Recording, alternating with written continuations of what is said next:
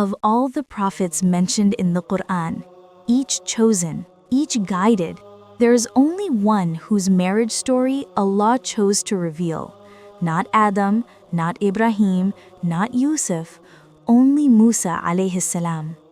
A story filled with struggle, mercy, and divine purpose.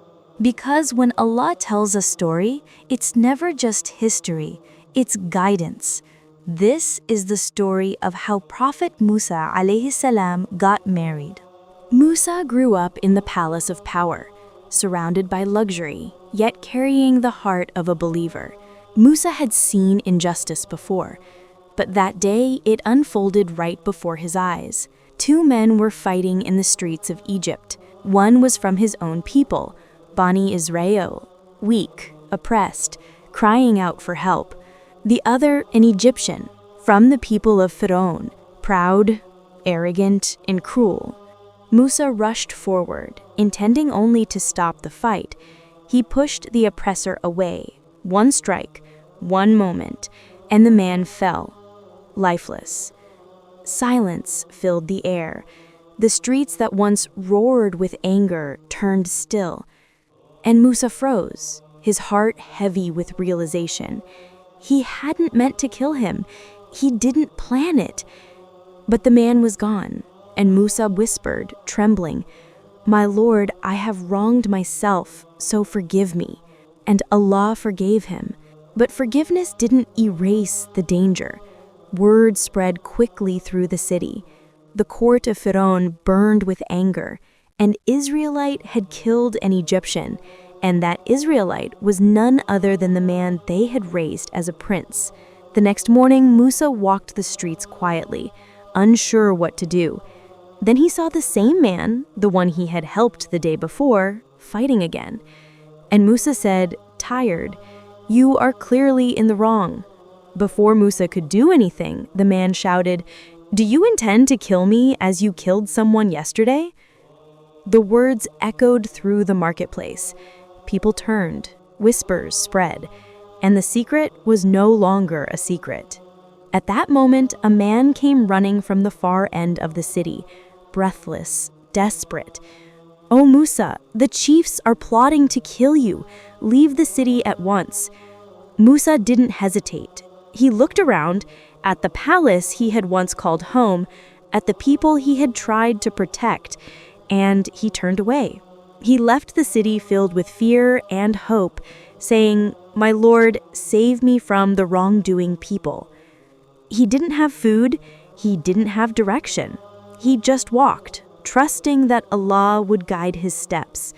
And with each mile between him and Egypt, a new chapter of his life began, one that would lead not to power or revenge, but to mercy, peace, and the only marriage story Allah ever mentioned in the Qur'an. The city faded behind him. The shouts of pursuit grew distant, and soon all Musa could hear was the sound of his own breath and the wind moving across the desert. He didn't know where he was going. He didn't have food, water, or a map, but in his heart, he carried something stronger than fear, trust. He whispered as he walked, "My Lord, guide me to the right way." Days passed beneath a burning sun. Nights came, cold and silent. Each step felt heavier than the last. But every time he stumbled, hope lifted him again. Because sometimes the road Allah chooses for us isn't the one we understand, it's the one that transforms us. He crossed valleys, climbed rough paths, and followed trails that led only to more emptiness. The desert stretched endlessly, yet something inside told him to keep going. Musa's lips were dry, his clothes torn, his strength fading. Still, he moved through hunger, through exhaustion, through loneliness. When the heat grew unbearable, he'd rest under the shadow of a rock, and in the silence, he would remember the mistake he had made, the city he had left, and the mercy Allah had already shown him. It was that mercy that kept him alive. Then, one evening, after days of wandering, a faint outline appeared on the horizon. Trees, water, life. Musa's pace quickened, his eyes fixed on that distant shimmer of hope. He had reached Madian. There, by a well, men were gathered, shepherds drawing water for their flocks. And standing a little apart from them were two women, quiet, reserved, holding back their sheep. Their hands trembled as they tried to control the animals. It was clear they were waiting. Musa, weary and dust-covered, stepped closer and asked gently, "What troubles you?" They replied softly, "We cannot draw water until the shepherds leave, and our father is an old man." He said nothing more. He walked to the well, and though he was weak from hunger and travel, he pulled the heavy stone aside and drew water for them. It wasn't just strength that moved him, it was compassion. Even in his exhaustion, he chose kindness. When the women left with their flock, Musa sat down in the shade nearby. His body was drained, his stomach empty, but his heart, full of faith, whispered a prayer. "My Lord, truly I am in need of whatever good you send to me." He didn't know what would happen next, but he had done what was right, and now he left the rest to Allah. The wind blew gently through the palms, the sky turned golden, and for the first time in many days, Musa felt peace. He didn't know it yet, but this moment, beneath the shade, beside that well, was where Allah's plan for him would unfold.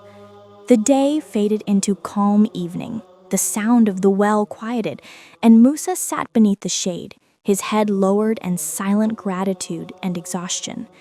He had no home, no family, no plan, yet his heart found peace in that simple prayer, "My Lord, I am in need of whatever good you send to me."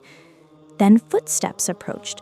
He looked up and saw one of the women returning, walking modestly, respectfully, with calm confidence. She said softly, "My father invites you to reward you for watering our flock." Musa stood. His body ached, but his spirit lifted. He followed her through the quiet streets of Madian until they reached her father's home, a place of warmth and simplicity. Inside, the old man listened. Musa spoke truthfully about the man he had struck, his regret, his escape from Egypt, his trust in Allah through the desert. The old man nodded with understanding, and after hearing his story, he said, "Do not fear. You have escaped from the wrongdoing people." Musa's heart eased.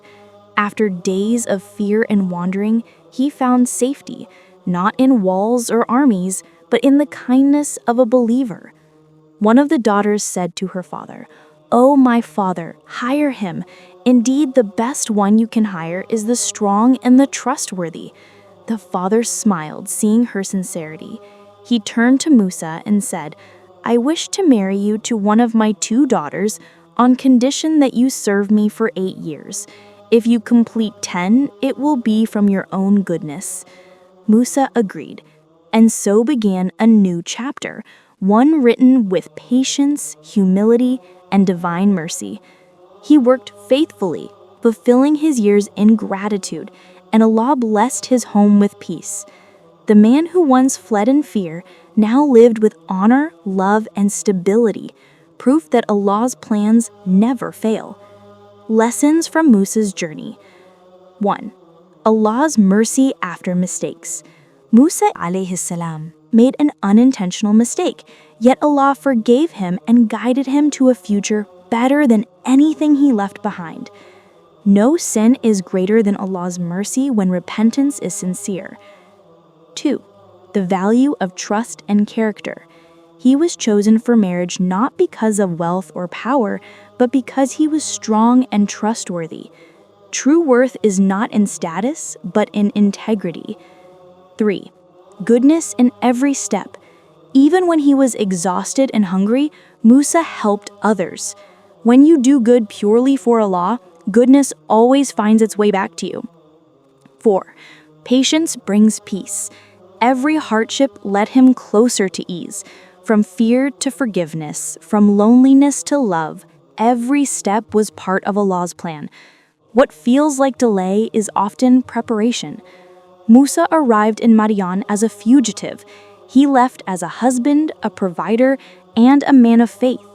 This was not just a story of escape, it was the story of how Allah transforms pain into purpose.